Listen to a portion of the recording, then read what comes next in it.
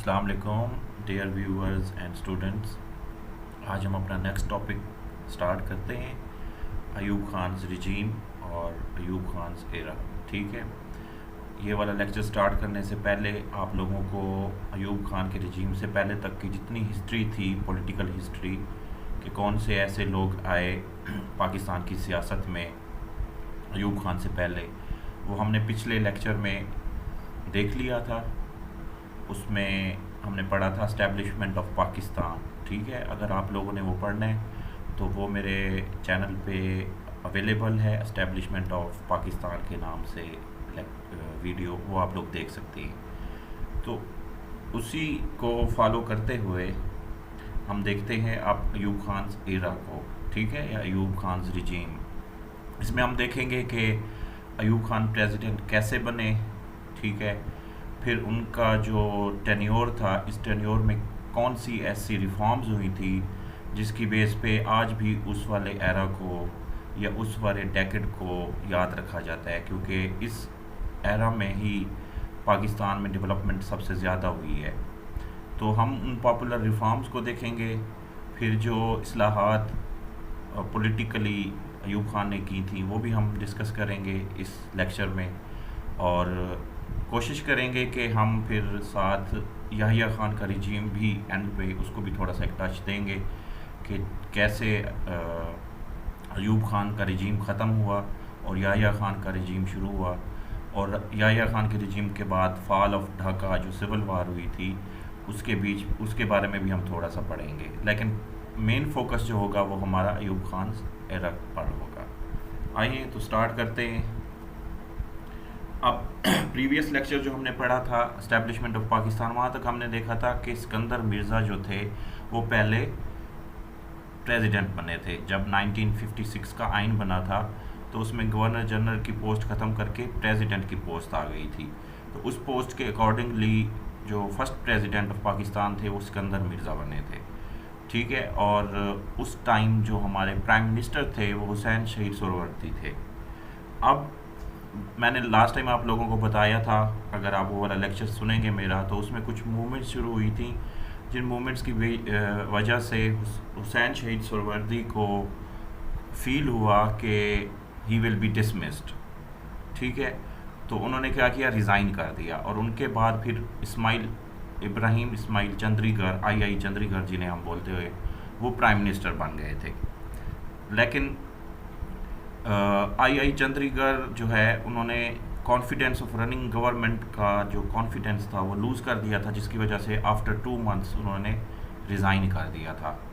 उसके बाद जो है सर फिरोज़ खान नून, उनको जो हमारी कॉन्स्टिट्यूएंट असम्बली थी उसने अपॉइंट किया था prime minister of Pakistan.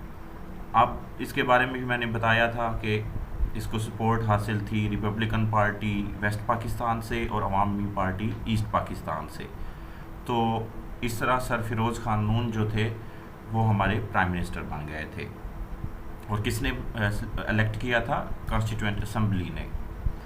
Then in दोनों ने, जो अभी मैंने बताया कि एक अलाइंस बना था, रिपब्लिकन पार्टी जो वेस्ट पाकिस्तान की थी और अवामी पार्टी जो ईस्ट पाकिस्तान की थी, और इनके जो लीडर्स थे सर फिरोज़ खान नून और हुसैन शहीद सोहरावर्दी, इनका जो अलाइंस बना था, इन्होंने जो आगे के जनरल इलेक्शंस होने थे, ठीक है, उसमें इन्होंने प्लानिंग शुरू कर दी थी प्राइम मिनिस्टर और प्रेसिडेंट की सीट के लिए, ठीक है। अब जब ये बात प्रेसिडेंट सिकंदर मिर्ज़ा को पता चली कि ये दोनों इस तरह प्लानिंग कर रहे हैं आगे आने वाले जनरल इलेक्शंस के लिए, तो इसे काफ़ी तहफ़्फ़ुज़ात थे। तो इन तहफ़्फ़ुज़ात की बेस पे इसने सर फिरोज़ खान नून को, जो कि उस वक्त के प्राइम मिनिस्टर थे, उन्हें लेटर लिखा था, और उस लेटर में उन्होंने बताया था कि मैं जो है, जो हमारी असम्बलीज़ हैं, पार्लियामेंट है, सेंट्रल और जो प्रोविंशियल कैबिनेट्स है, मैं उनको डिज़ोल्व कर रहा हूँ, मैं मार्शल लॉ लगा रहा हूँ, और जो मार्शल लॉ एडमिनिस्ट्रेटर थे उस वक्त के अयूब खान, उन्हें मैं as a prime minister appoint कर रहा हूँ। उन्होंने अक्टूबर 7 अक्टूबर 1958 को ये एक लेटर लिखा था prime minister of Pakistan Firoz Khan Noon को, ये बताने के लिए कि मैंने असम्बलीज़ डिज़ोल्व कर दी हैं और जो 1956 का आइन था मैंने उसे एप्रोगेट कर दी है, ख़त्म कर दी है। वो लेटर भी मैं आप लोगों को दिखाता चलूँ, आप वो पढ़ेंगे कि सिकंदर मिर्ज़ा ने फ़िरोज़ खान नून को क्या कहा था जब उसने एप्रोगेट किया था 1956 का आइन। ये वो लेटर है, ठीक है, फ्रॉम प्रेसिडेंशियल हाउस कराची। ये इशू हुआ है 7 अक्टूबर 1958 को, और इसका जो बॉडी है उसमें यह है कि my dear sir Firoz, after very careful searching of heart I have come to the conclusion that the country cannot be sound unless I take full responsibility and take over the administration. The Constitution of 23rd March 1956 is not only unworkable but dangerous to the integrity and solidarity of Pakistan. If we go on trying to work it, we will have to say goodbye to the Pakistan. As a head of state, क्योंकि उस वक्त जो president था 1956 के आइन के मुताबिक वही हेड ऑफ स्टेट था।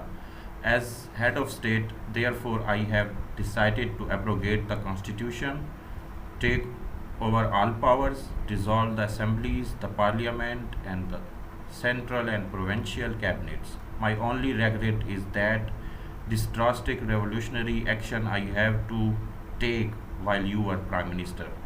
By the time you get this letter, martial law will come into operation and General Ayub Khan, whom I have appointed as the Chief Martial Law Administrator, will be in position. मतलब कि उन्होंने अयूब खान को इस time जो martial law administrator थे उनको prime minister appoint कर दिया था, जो कि फिर 7 अक्टूबर 1958 से लेके 26 अक्टूबर 1958 तक वो रहे थे prime minister. For you personally, I have great regard and will do all that is necessary for your personal happiness and well-being. Yours sincerely, Sikandar Mirza.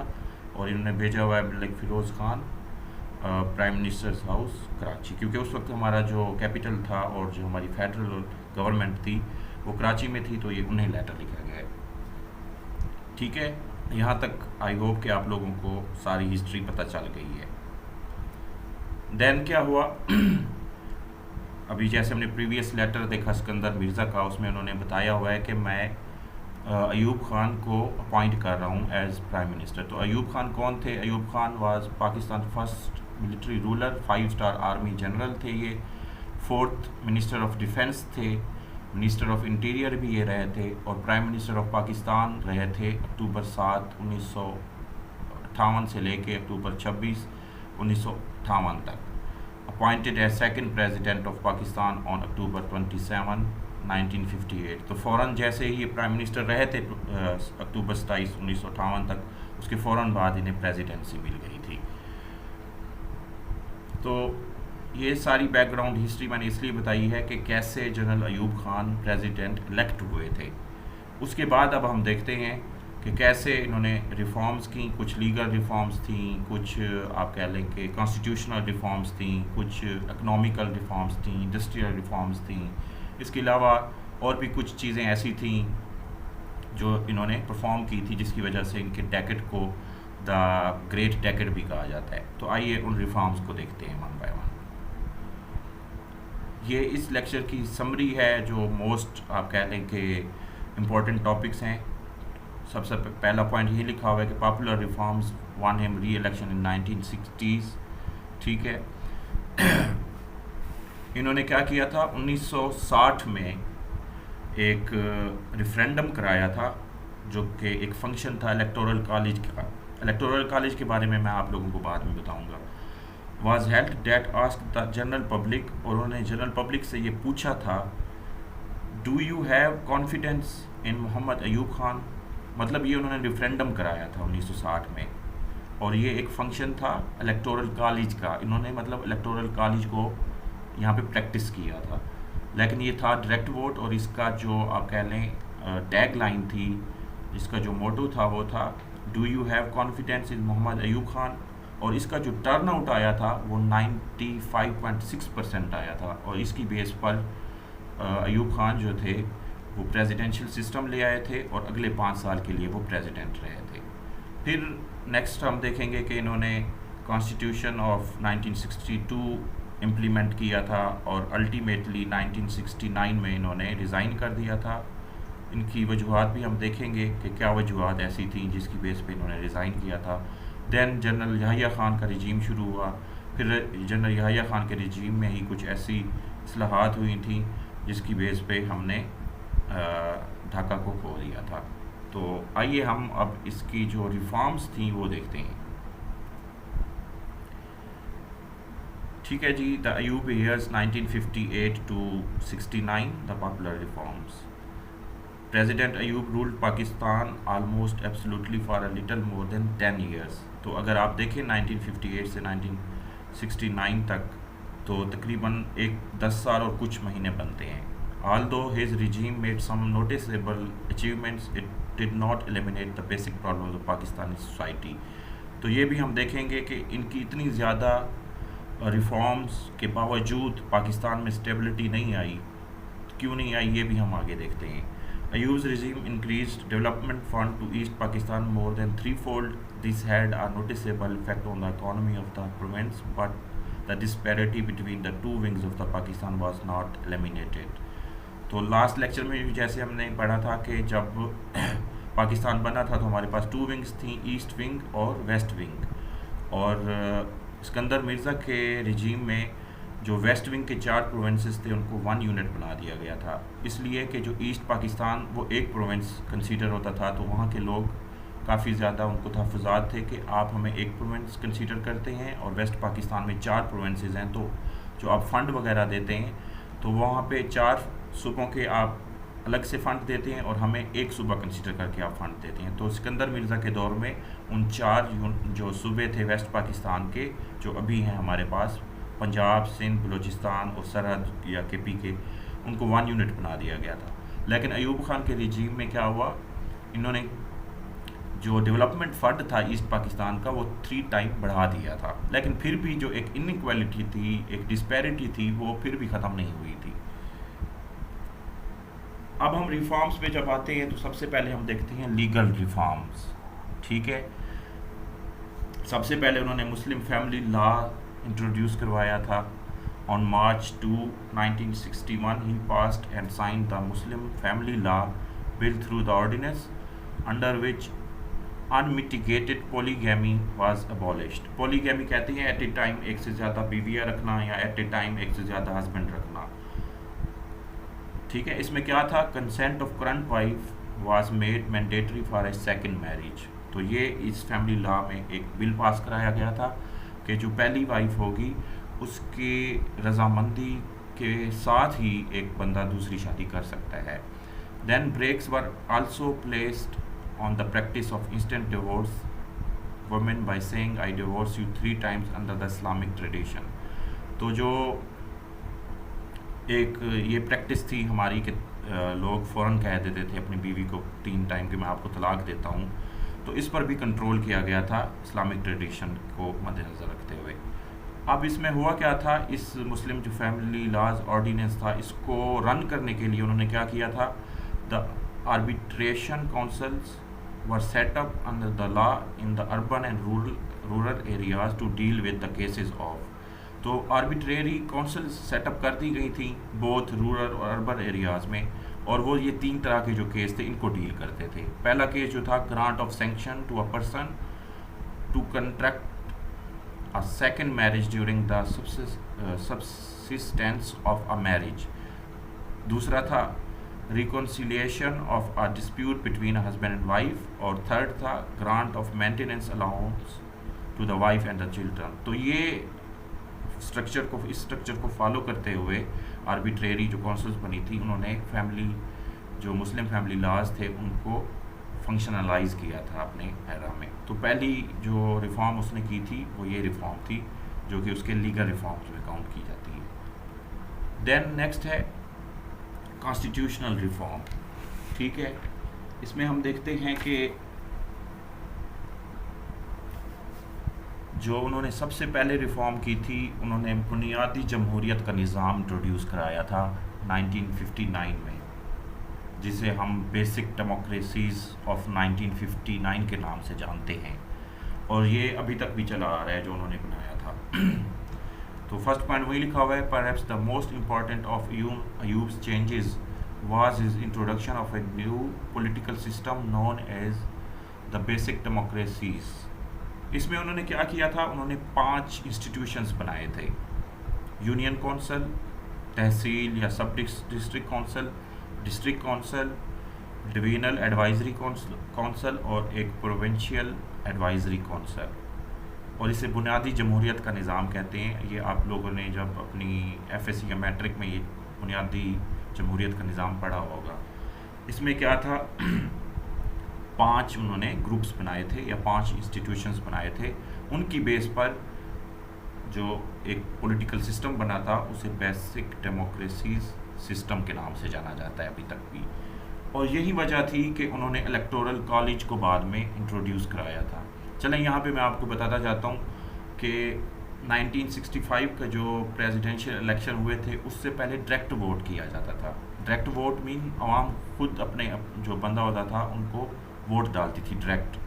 मतलब अयूब खान अपॉइंटेड है प्रेसिडेंट के लिए, कोई और भी कैंडिडेट है तो वो आवाम डायरेक्ट उनके नाम पे वोट डालती थी। लेकिन बाद में इन्होंने क्या किया, इलेक्टोरल कॉलेज ले आया। जैसे अमेरिका में इलेक्टोरल कॉलेज बने हुए हैं कि हम पहले अपने नुमाइंदों को करते हैं सिलेक्ट, फिर हमारे नुमाइंदे जो होते हैं वो आगे प्रेसिडेंट को सिलेक्ट करते हैं। जैसे अगर आप करंटली प्रैक्टिस देखें तो हम MNAs को सिलेक्ट करते हैं, फिर MNAs जो स्टेट जो head of state, prime minister या प्रेसिडेंट, उनको फिर सिलेक्ट करते हैं। तो इसे कहते होते हैं इलेक्टोरल कॉलेज। इसमें क्या होता है, हम अपने नुमाइंदों को सिलेक्ट करते हैं, फिर हमारे नुमाइंदे आगे फिर हमारा कोई प्रेसिडेंट होता है या प्राइम मिनिस्टर होता है उसे सिलेक्ट करते हैं। तो ये वाला जो सिस्टम था बेसिक डेमोक्रेसीज, इसके बाद वो प्रेसिडेंशियल सिस्टम ले आए थे इलेक्टोरल कॉलेज वाला। अच्छा, इसमें मैं ये भी बताता चलूँ कि ये जो 5 उन्होंने इंस्टीट्यूशंस बनाए थे इनका फंक्शन क्या था, जो कि अभी तक भी चल रहा है। सबसे पहले अगर हम यूनियन काउंसिल को देखें तो ये लोएस्ट इंस्टीट्यूशन था, लेकिन सबसे ज़्यादा इम्पोर्टेंट इंस्टीट्यूशन यही था। इसमें क्या था कि ग्रुप ऑफ विलेजेस थे जिनकी आबादी अगर 10,000 से ज़्यादा थी तो वहाँ पे एक काउंसिल बना दी गई थी, और हर काउंसिल में तकरीबन 10 के करीब डायरेक्टली और 5 अपॉइंटेड मेंबर्स होते थे जिन्हें हम बेसिक डेमोक्रेट्स कहते थे। और इनका काम था लोकल एग्रीकल्चर और कम्युनिटी की जो डेवलपमेंट थी उसकी समरी बना के ऊपर तहसील को भेजना। फिर जो तहसील काउंसिल थी, ठीक है, तहसील काउंसिल जो है वो कोऑर्डिनेशन करती थी उन यूनियन काउंसलर्स या जो बेसिक डेमोक्रेट्स थे उनके और डिस्ट्रिक्ट काउंसिल्स के बीच में। और जो डिस्ट्रिक्ट काउंसिल थी is chaired by deputy commissioner, और इसके अलावा कुछ ऑफिशियल्स होते हैं, ऑफिशियल्स या नॉन ऑफिशियल्स मेंबर्स होते हैं, और उसमें चेयरमैन ऑफ यूनियन काउंसिल्स भी सारे होते हैं। और इसका मकसद होता है education, sanitation, local culture and social welfare पे काम करना। जो 4th इंस्टीट्यूशन है डिवीजनल एडवाइजरी काउंसिल, ठीक है, ये क्या करते हैं, coordination of activities with the government official या रिप्रेजेंटेटिव्स ऑफ जो गवर्नमेंट होते हैं उनको ये सारी समरियाँ देते हैं आगे। फिर है प्रोविंशियल एडवाइजरी काउंसिल जिसको चेयर करते होते हैं गवर्नर पंजाब, और गवर्नर पंजाब को प्रेसिडेंट ऑफ पाकिस्तान सेलेक्ट करते हैं। तो ये इस जो बेसिक डेमोक्रेसी सिस्टम था उसका कंसेप्ट है। देन वही बात जो मैंने पीछे बताई है, इन 1960 the elected members of union council voted to confirm Ayub Khan's presidency, and under the 1962 constitution they formed an electoral college to elect the president, the national assembly and the provincial assemblies instead of direct vote। तो पीछे जो मैंने आपको बात बताई है वो यहाँ पे कोटेड है। नेक्स्ट रिफॉर्म्स हम उसकी देखते हैं इकोनॉमिकली और infrastructure wise. He introduced the policy of privatisation and industrialisation that made the country's economy as Asia's fastest growing economy। तो प्राइवेटाइजेशन और इंडस्ट्रियलाइजेशन बेसिकली ये एक कैपिटलिस्ट जो है आइडिया है। कैपिटलिज्म और कम्युनिज्म के बारे में एक मेरी वीडियो अवेलेबल है 5 मिनट की मेरे चैनल पे, वो आप देख सकते हैं, ठीक है। इसमें ये होता है कि जो आपकी इंडस्ट्री होती है और जो आपके इंस्टीट्यूशंस होते हैं मैक्सिमम वो प्राइवेट कर दिए जाते हैं, और बाहर से प्राइवेट जो इन्वेस्टर्स होते हैं वो आपकी इंडस्ट्री में काम करते हैं आके। तो इस चीज़ को प्राइवेटाइजेशन या फिर इंडस्ट्रियलाइजेशन कहते हैं, और इसका मकसद होता है ज़्यादा से ज़्यादा पैसा बनाना या ट्रेड करना। तो उन्होंने ये वाला सिस्टम इंट्रोड्यूस करा दिया। तो उसकी वजह से जो हमारी उस टाइम इकोनॉमी ग्रोथ चल रही थी वो एशिया की फास्टेस्ट इकोनॉमिक ग्रोथ थी। During this tenure several in infrastructure program were built that consisted the completion of hydroelectric station, dams and reservoirs, as well as prioritizing the space program। तो इसके अलावा उन्होंने कुछ इंफ्रा वर्क्स भी start कर दिए थे, ठीक है, जिसमें उन्होंने डैम बनाया था ईस्ट पाकिस्तान में, जो मंगला डैम है, the biggest earth dam of the world, उन्होंने ये वेस्ट पाकिस्तान में बनाया था। और कप्ताई डैम जो है ढाका में बनाया था। तो उन्होंने काफ़ी सारे डैम्स, इसके अलावा कुछ और स्मॉल डैम्स भी बनाए थे, रिजर्वायर्स भी बनाए थे, हमारा स्पेस प्रोग्राम भी उसने लॉन्च किया था। तो ये कुछ ऐसे आप कह लें कि फैक्टर्स थे जो पाकिस्तान की इकॉनमी को बहुत ज़्यादा इम्प्रूव कर रहे थे, जो उसने स्टार्ट किए थे। अब ये जो आइडिया है कैपिटलिज्म वाला या फिर फॉरेन डायरेक्ट इन्वेस्टमेंट, जो मैंने अभी आपको बताई है, FDI इसे कहते हैं, कि बाहर के लोग आपकी इंडस्ट्री में आके इन्वेस्ट करते हैं। इस बेस पे जो इस डेकेड को नाम दिया गया था द डेकेड ऑफ डेवलपमेंट या फिर द ग्रेट डेकेड का नाम दिया गया था। और इसी डेकेड में 1960 से लेके 1966 तक जो हमारी annual GDP gross domestic product, basically gross domestic product का कंसेप्ट ये है कि जो भी किसी कंट्री की गुड्स या जो सोर्सेज होती हैं जो वो बाहर भेजते हैं, जो वो एक्सपोर्ट करते हैं, और इसका एक आप कह लें कि टेन्योर होता है, एक टाइम होता है, स्पेसिफिक टाइम, और वो 1 साल का कंसीडर किया जाता है। और ये एक बहुत इंपॉर्टेंट फैक्टर होता है GDP, जो कि मुल्क की इकोनॉमी में को इफ़ेक्ट करता है। तो उस टाइम जो GDP ग्रोथ थी हमारी वो 6.8% के करीब थी, ठीक है। इसके अलावा जी क्या हुआ, his regime also initiated land reforms designated to reduce the political power of the land aristocracy. जो लैंड लॉर्ड्स थे उनकी मनमानियाँ जो चलती रहती थी, उनकी बेस पे इसने लैंड रिफॉर्म्स किए। सबसे इम्पोर्टेंट जो लैंड रिफॉर्म था वो ये कि इसने एग्रीकल्चर रिफॉर्म्स की थी। एग्रीकल्चर रिफॉर्म्स में क्या किया था,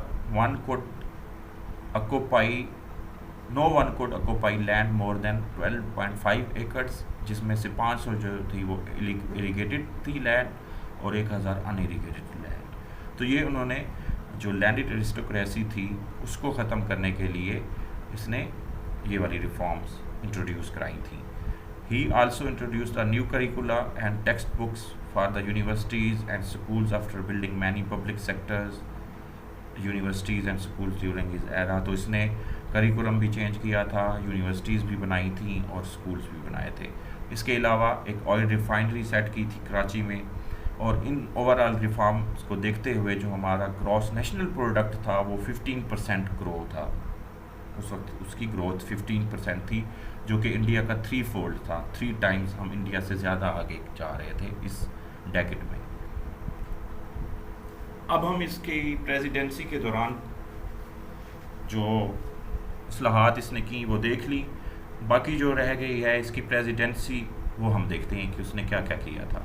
इन 1959 soon after taking office, Ayub ordered the planning and construction of new capital to replace Karachi. तो कराची को कैपिटल रिप्लेस करने के लिए इस्लामाबाद उसने चूज़ किया था। The chosen location of the new capital in the province of Punjab was close to military headquarters of Rawalpindi, which served as an interim capital. Islamabad officially became the new capital in 1967, although construction continued into the 1970s. अब क्योंकि इस्लामाबाद की location ऐसी थी कि हमारा जो Punjab province था उसके मिलिट्री हेडक्वार्टर भी साथ थे, तो मतलब सिक्योरिटी पॉइंट ऑफ व्यू से सिक्योर प्लेस थी। इसके अलावा जियोग्राफी भी इसकी अच्छी है इस्लामाबाद की, ठीक है। इस वजह से जो है कराची क्योंकि इनसिक्योर था, मैंने लास्ट लेक्चर में आप लोगों को बताया था कि कैपिटल क्यों ज़रूरी होता है और उसकी सिक्योरिटी किस बेस पे आप कह सकते हैं कि मुनहसर होती है, किन बेसिस पे।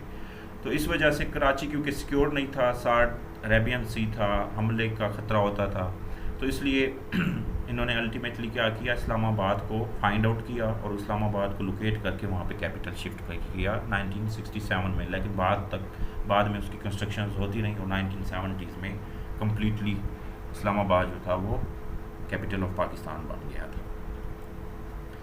The new constitution promulgated by Ayub in 1962 ended the period of martial law. The new 156 National Assembly was elected that year by an electoral college of 120,000 basic Democrats from the Union Council. तो जैसे पहले मैंने आपको बताया कि basic democracy system बनाने के बाद उसने 1962 का आइन बनाया था, जिसमें उन्होंने डायरेक्ट वोट को ख़त्म करके इलेक्टोरल कॉलेज को इंट्रोड्यूस कराया था। और उसी बेसिक डेमोक्रेसीज़ में जो यूनियन काउंसिल्स थी और उनके जो मेंबर्स थे, बेसिक डेमोक्रेट्स का नाम हमने जो दिया था उन्हें, उनकी बेस पे इसने दोबारा इलेक्शंस कराए और जीत गया। The presidential election of 1965 also determined by electoral college rather than direct vote resulted in victory for Ayub Khan, although opposition parties were allowed to participate. तो वही चीज़ है कि डायरेक्ट वोट ख़त्म हो गया था, इलेक्टोरल कॉलेज बेस पे जो 1965 के प्रेसिडेंशियल इलेक्शन थे वो हुए थे। लेकिन इलेक्टोरल कॉलेज का ये बिल्कुल भी मतलब नहीं होता कि उसमें अपोजिशन हिस्सा नहीं लेगी, उसमें अपोजिशन भी हिस्सा लेगी और गवर्नमेंट बनने के बाद अपोजिशन एज ए बॉडी भी रहती है। Ayub was skillful in maintaining cordial relation with the United States, stimulating substantial economic and military aid to Pakistan। तो हमारी क्योंकि अलाइनमेंट शुरू से ही फॉरेन पॉलिसी की वो अमेरिका के साथ चली आ रही थी और पाकिस्तान क्योंकि हाईएस्ट ग्रोइंग कंट्री थी इन एशिया, तो इसलिए हमारे जो अमेरिका के साथ ताल्लुकात थे वो मज़ीद अच्छे रहे थे और अमेरिका हमें फ़ंड भी करता रहा था। इसको हम डिटेल में पढ़ेंगे जब हम फॉरेन पॉलिसी ऑफ पाकिस्तान को पढ़ रहे होंगे। वो लेक्चर्स मेरे ऑलरेडी अवेलेबल हैं यूट्यूब पे, वो भी आप देख सकते हैं। मैं कोशिश कर रहा हूँ कि एक कंबाइंड वीडियो भी उस पर क्रिएट करूँ, तो उसमें इस चीज़ को मैं डिटेल में डालूँगा कि अयूब खान के रिजीम में हमारी फॉरेन पॉलिसी कैसे अलाइंड रही थी अमेरिका के साथ। अब जो हमारा फॉरेन पॉलिसी थी अमेरिका के साथ, जब 1965 की वार हुई हमारी इंडिया के साथ, तो दोनों तरफ से अमेरिका पे प्रेशर आ गया था, पाकिस्तान से भी और इंडिया से भी, क्योंकि पाकिस्तान को ज़्यादा फेवर करता होता था अमेरिका उस वक्त।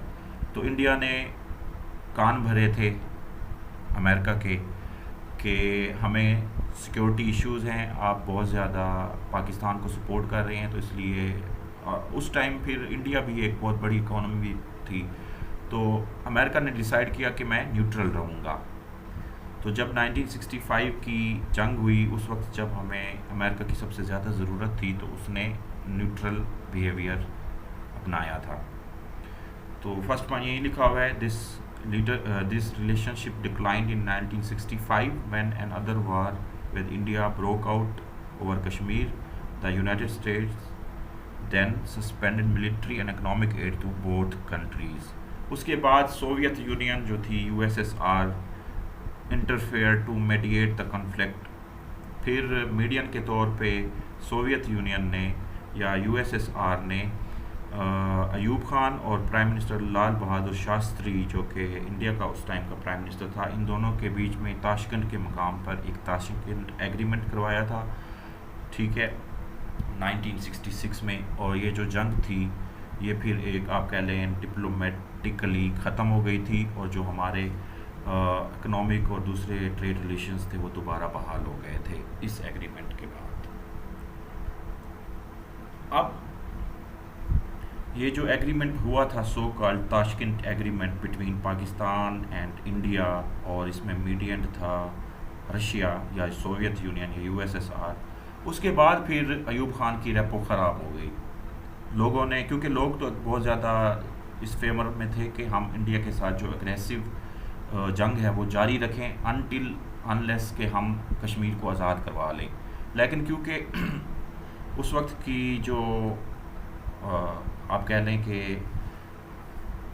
हुकूमत थी, उन्होंने ये डिसाइड किया था कि हम रशिया को इन्वॉल्व करके हम अपनी थोड़ी फॉरेन पॉलिसी रशिया की तरफ अलाइन कर लेते हैं, और ये वाला जो तज़ाद चल रहा है इसे हम ख़त्म करा देते हैं through Tashkent agreement.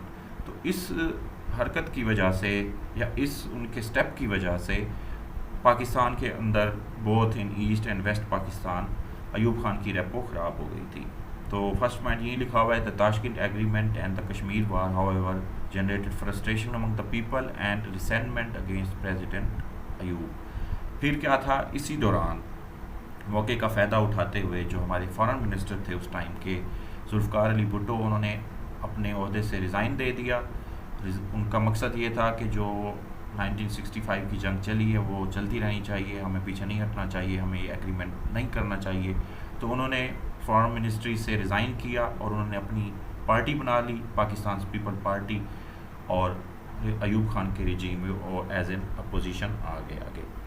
Ayub tried unsuccessfully to make compensation, but public protest started and he declared martial law and resigned in March 1969। तो वहीं के इस स्टेप के बाद अयूब खान की जैसे ही रेपो कम हुई और पब्लिक प्रोटेस्ट इतने ज़्यादा हो गए थे और अपोजिशन भी तगड़ी हो गई थी, तो अल्टीमेटली उसने क्या किया था, मार्शल लॉ लगा दिया था और 1969 मार्च में उन्होंने रिज़ाइन कर दिया था। तो यहाँ तक अयूब खान का एरा एंड हो गया। अब अयूब खान ने आगे, क्योंकि जो आइन 1962 के आइन में लिखा हुआ था उसके अकॉर्डिंगली जो स्पीकर ऑफ नेशनल असम्बली था उसे पावर देनी थी, लेकिन उसने अनफॉर्चुनेटली पावर दे दी थी याहिया खान को। तो वहाँ से फिर थोड़ा सा काम ख़राब हुआ था। अभी जो आगे मैं आप लोगों को बताने जा रहा हूँ वो हमने पिछले लेक्चर में भी कवर किया था, उसे दोबारा एक मरतबा देख लेते हैं। फिर जी याहिया खान का रिजीम शुरू हुआ 1969 से 1971 तक। तो पहली बात वहीं लिखी हुई है, instead of transferring power to the speaker of national assembly as the constitution dictated, he handed it over to the commander in chief of army general Agha Mohammad Yahya Khan, who was the designated martial law administrator. Yahya then assumed the presidency. This way Ayub period ended and Yahya regime started in 1969. In an attempt to make his martial law regime more acceptable, Yahya dismissed almost 300 senior civil servants and identified 32 families that were said to control about half of Pakistan's gross national product. तो ये बात मैंने last time भी आप लोगों को बताई थी, एस्टेब्लिशमेंट ऑफ पाकिस्तान वाला मेरा लेक्चर दोबारा आप अगर देखेंगे तो उसमें ये चीज़ कोटेड है, मैंने वहाँ पे एक्सप्लेन की हुई है। To control their power, Yahya issued an ordinance against the monopolies and restrictive trade practice in 1970s। तो 1970 का जो ईयर था उन्होंने कुछ ऑर्डिनेंस पास किए। मोनोपलीज़ के बारे में भी मैंने आपको बताया हुआ है, सडन इंक्रीज इन आप कह लें प्राइसेस अगर हो जाए तो, और जो रिस्ट्रिक्टिव ट्रेड थी उसको कंट्रोल करने के लिए इसने ऑर्डिनेंस इशू किए थे। He also committed to the return of constitutional government and announce the country would hold his first general election on the basis of universal adult franchise vote in late 1970s। तो उसने अपने regime में इस साल में दोबारा general election कराए थे और इस मरतबा जो इलेक्शंस होने थे वो इलेक्टोरल कॉलेज की बजाय उसने यूनिवर्सल अडल्ट फ्रेंचाइज की बेस पे कराने थे, जिसका मतलब है एवरी अडल्ट रिच और poor irrespective of their religion, caste और religion, colour, race, economic condition is free to vote. Universal adult franchise is based on the concept of equality. तो इस बेस पर उसने जनरल इलेक्शन कराने थे। Yahya determined the representation in the National Assembly would be based on population। ये बात पहले भी बता चुका हूँ, आपको दोबारा बता देता हूँ कि सिकंदर मिर्ज़ा ने 1 यूनिट बनाया था, ठीक है। मतलब जो वेस्ट पाकिस्तान के 4 सूबे थे उनको जोड़ के एक सूबा बना दिया गया था, इसे 1 यूनिट कहते हैं। अब क्योंकि जो अगले 1970 में इलेक्शंस होने थे वो पॉपुलेशन बेस होने थे और नेशनल असम्बली की जो सीट्स होती हैं वो हर सूबे में पॉपुलेशन की बेस पे डिस्ट्रीब्यूट होती हैं। तो जब याहिया को ये बात फील हुई कि हर सूबे को पॉपुलेशन बेस पे सीट्स मिलनी हैं, तो क्योंकि वेस्ट पाकिस्तान तो एक सूबा था तो इसलिए उसने क्या किया था, जो 1 यूनिट सिकंदर मिर्ज़ा ने बनाया था वो इसने अबॉलिश कर दिया था, ख़त्म कर दिया था और दोबारा रीस्टोर कर दिया था 4 प्रोविंसेस को। और मकसद यही था कि जब 4 प्रोविंसेस बन जाएंगे तो हर प्रोविंस को अलग से सीट्स मिलेंगी आबादी की बेस पे। तो यही चीज़ लिखी हुई है, Yahya determined that representation in the national assembly would be based on population. In July 1970s, he abolished the one unit, thereby restoring the original four provinces in West Pakistan. As a result, East Pakistan emerged as largest province of the country, while in West Pakistan, province of Punjab emerged as dominant province. East Pakistan was allocated 162 seats, ठीक है, out of 300 seats of National Assembly, and the provinces of West Pakistan were allocated a total number of 138 seats. तो इस सारी बात के बावजूद भी, क्योंकि 300 टोटल नेशनल असेंबली की सीट्स थी, तो 162, क्योंकि जो ईस्ट पाकिस्तान था वो सबसे बड़ा सूबा था और उसकी पॉपुलेशन भी सबसे ज़्यादा थी, तो पॉपुलेशन बेस पे सबसे ज़्यादा सीट्स, आप कह लें 50% से भी ज़्यादा सीट्स उस एक सूबे को चली गई थी, जो कि 300 में से 162 सीट्स थी, और जो बाकी की 138 सीट्स थी वो आपके वेस्ट पाकिस्तान के चारों सूबों को अलोकेट हुई थी. अब ये एक वजह थी, ये एक स्टेप था, ये वाला टर्निंग पॉइंट था कि जब ईस्ट पाकिस्तान को इतनी ज़्यादा सीट्स मिली तो उन्होंने वहाँ पे मूवमेंट शुरू कर दी थी कि हम पाकिस्तान से अलग होना चाहते हैं, ईस्ट पाकिस्तान वेस्ट पाकिस्तान से पार्टीशन होना चाहता है. तो इस पार्टीशन आइडिया की बेस पर ही उन्होंने मूवमेंट शुरू कर दी थी, और वहाँ की जो अवामी लीग थी उसका जो लीडर था मुजीबुर रहमान, उसने वहाँ पर मूवमेंट शुरू कर दी थी. देन वही सिविल वार शुरू हो गई. Yahya opened negotiation with Mujibur Rahman in Dhaka in mid-March, but the efforts soon failed. Meanwhile, Pakistan's army went into action against the Mujib's civilian followers, who demanded that East Pakistan become independent as a nation of Bangladesh. तो याह्या ने अपनी तरफ से फिर negotiate करने की बहुत कोशिश की, लेकिन मुजीबुर रहमान ने मना कर दिया. फिर इमन पाकिस्तान ने अपनी आर्मी भी भेजी और वहाँ पर मौजूद ईस्ट पाकिस्तान के जो सिविलियंस थे उनके अगेंस्ट उन्होंने कार्रवाई भी की. लेकिन then the Awami League leaders took refuge in Kolkata and established a government in exile. तो उन्होंने क्या किया, इंडिया के साथ मिलकर कोलकाता में अपनी एक हुकूमत बना ली अवामी लीग के प्लेटफॉर्म पे. अब जब ये वाली हरकत हुई तो इंडिया इन्वॉल्व हो गया था. इंडिया की इन्वॉल्वमेंट की वजह से फिर अल्टीमेटली रेफरेंडम हुआ, और रेफरेंडम के बाद east Pakistan got independence as Bangladesh. तो यहाँ तक सारी चीज़ें कवर हो गई हैं. मेन इस वीडियो का जो टॉपिक है वो अयूब खान रिजीम है, लेकिन साथ में हमने याह्या खान को और जो civil war and fall of Dhaka था उसका कंसेप्ट भी दे दिए. आई होप कि आपकी जितनी भी एम्बिग्विटीज़ होंगी वो रिजॉल्व हो गई होंगी. फिर और भी अगर आप लोगों की कोई क्योरीज़ वगैरह हैं तो आप यहाँ पे कमेंट में वो लिख सकते हैं, और मैं आप लोगों को आंसर कर दूँगा वन बाय वन. और एस्टैब्लिशमेंट ऑफ पाकिस्तान की वीडियो भी लाजमी देखें, उससे ये होगा कि आप लोगों को इस लेक्चर का कंसेप्ट और बेस मिल जाएगी. ओके जी, थैंक यू सो मच.